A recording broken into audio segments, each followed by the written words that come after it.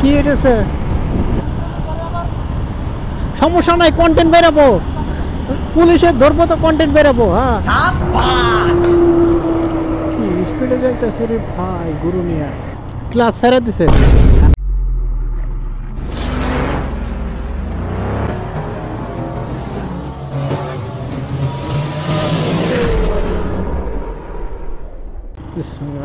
রাহিম আবারও যমুনা সেতুর হাইওয়ে মানে টোল প্লাজার দিকে রওনা দিলাম। এখন আর কিছু করার নাই, বাড়ির দিকে। তো আজকে আর গ্লাভস মানে জ্যাকেটের কথা আশা করা যায় না, কারণ বড় ভাই দিব না। হ্যাঁ বাইক তো আরামসে যাইতে পারবো, তাহলে কি পুলিশ আছে না, ব্রিজের ওপর পুলিশ আছে।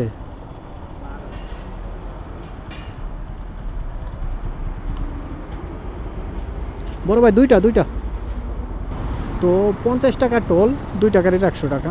বালুর গাড়ি উঠে দাও তাড়াতাড়ি।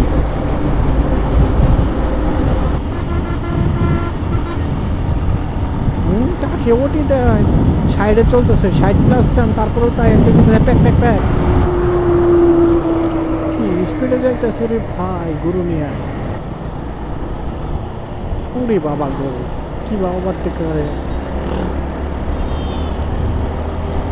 মানে উল্টো সাইডে আসা ওদের সবার।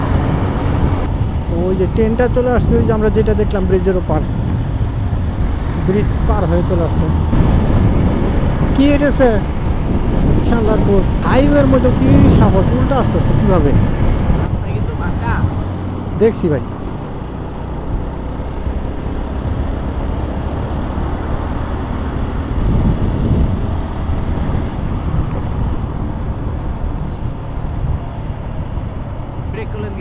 ক্লাস ছেড়ে দিছে।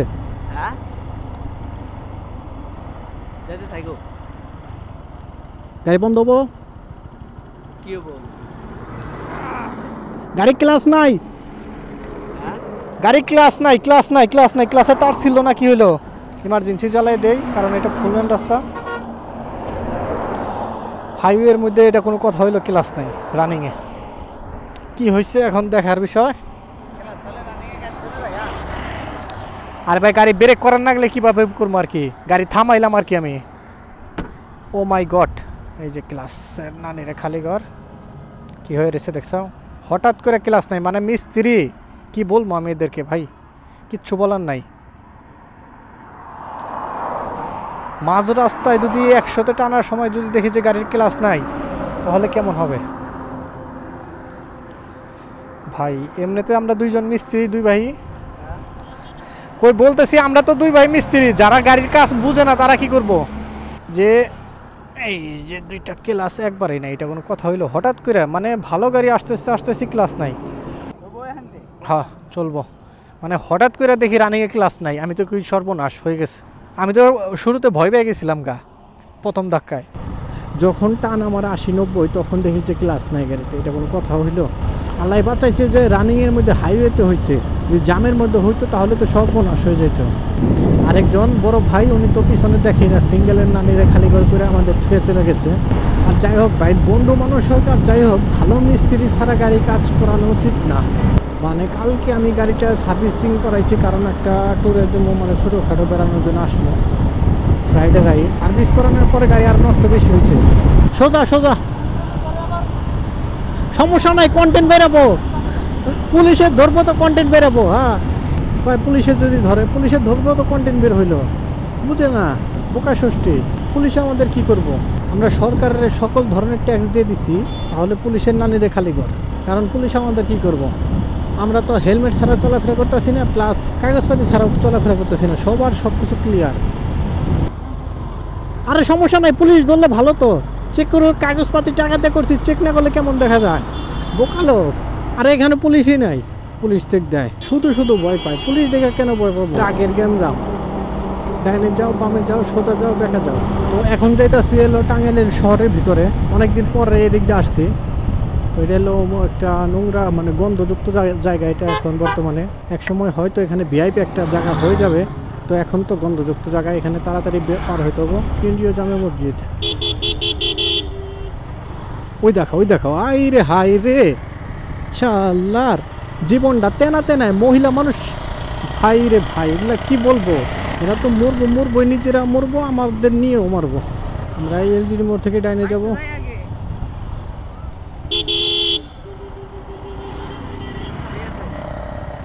ট্রাকের পিছন উল্টা ধরে চলে আসছি, কোনো কিচ্ছু করার নাই।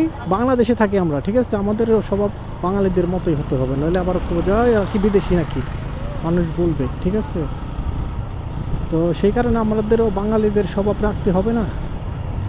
আর গলা জানি বনে ভাঙিয়া গেছে গা, কিছু খাওয়া হয়নি তো সারাদিন, সেই কারণে হয়তো। তো এখানে একটু সাবধানে যেতে যাবো। অটো আর রিক্সা দেখছো, ওরা ফুল রোড নিয়ে নেবে, সমস্যা নাই, কিছু বলা যাবো না। ও আমাদের এলাকাও খুব একটা খারাপ না, এখানেও অনেক সুন্দর সুন্দর জায়গা আছে, তো আমাদের চোখে পড়ে না, ওটা আলাদা বিষয়। দেখো দুইজন একসাথেই ভাঙাতে কেউ ফালাবে না, কিন্তু এখানে ভাঙায় ফালাইতেই হবে, কারণ রাস্তা পুরাটাই ভাঙা।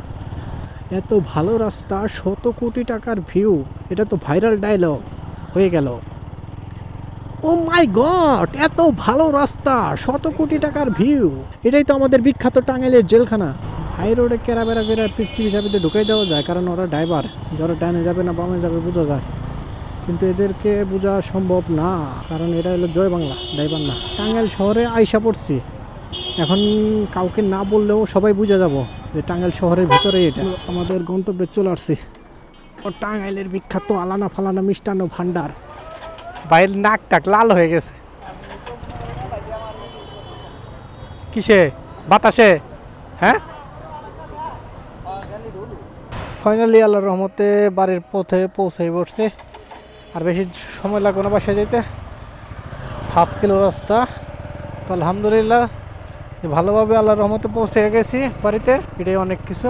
এখন আর কথাবার্তা চলবো না, শরীর পুরাটাই ক্লান্ত হয়ে গেছে, সারাদিনে শুধুমাত্র 2টা সিঙ্গারা খাইছি। তো আজকের ভিডিওটা এখানেই শেষ দিতেছি, দেখা হচ্ছে পরবর্তী কোনো ভিডিওতে। তো তখন ভালো থাকবেন, সুস্থ থাকবেন, ভাবির যত্ন নেবেন। Bye bye.